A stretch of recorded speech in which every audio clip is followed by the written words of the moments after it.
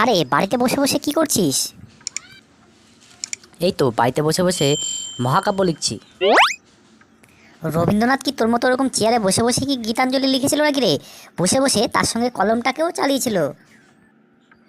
চুপ কর তো, যেটা জানিস না সেটা সম্পর্কে কথা বলিস না।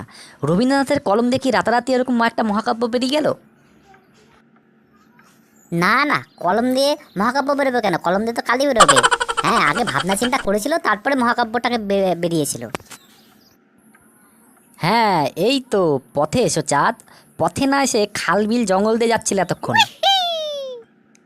কি সব বলছিস? জঙ্গল দেখি আমরা যেতে পারি? আর আমি পথে আসবে বলতে? হ্যাঁ, পথেই তো আসবি। আর একটু আগে তুই কি বললি? রবীন্দ্রনাথ অনেক ভাবনা চিন্তা করে কলম দিয়ে মহাকাব্য লিখেছে। তাহলে আমি কি করছি এখানে?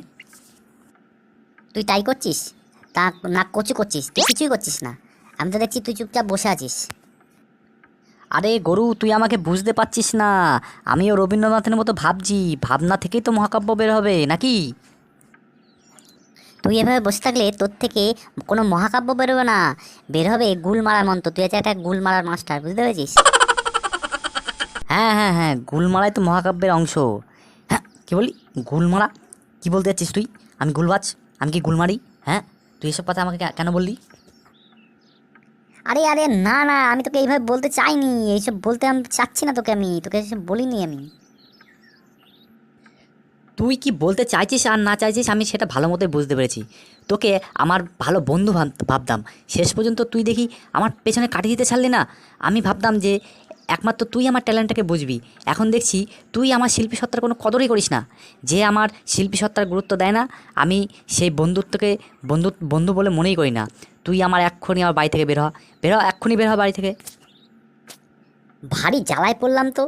আমি দেখছি তুই বসে আছিস, এদিকে তুই মনে মনে কি শিল্পকর্ম ফলাচ্ছিস তা আমি কি করে বুঝবো? তোকে জানতে হবে না। তুই আমার বাড়ি থেকে এক্ষুনি বের হ। যেদিন রবীন্দ্রনাথের মতো বিশ্বখ্যাতি পাবো সেদিনকে তুই জানতে পারবি। যা যা, বেরো, এখন বেরো। হ্যাঁ হ্যাঁ হ্যাঁ, সেদিন তো জানতে পারবোই। সেদিনকে জানতে পারবো আমার বন্ধু ঢপ দিয়ে গুল দিয়ে বিশ্বখ্যাতি পেয়েছে, বিশ্বের দরবারে নাম করেছে, ঢপ মেরেছে। তুই এখনো গেলি না? তুই তুই তুই না গেলে এখনই আমি কামড়ে দেবো, কিন্তু কামড়ের মধ্যে তখন শিল্পকর্ম দেখবি আমার। আর আর আর তুই শিগগিরি যা, না ঢিল ছুড়বো, এক্ষুনি ঢিল ছুড়বো।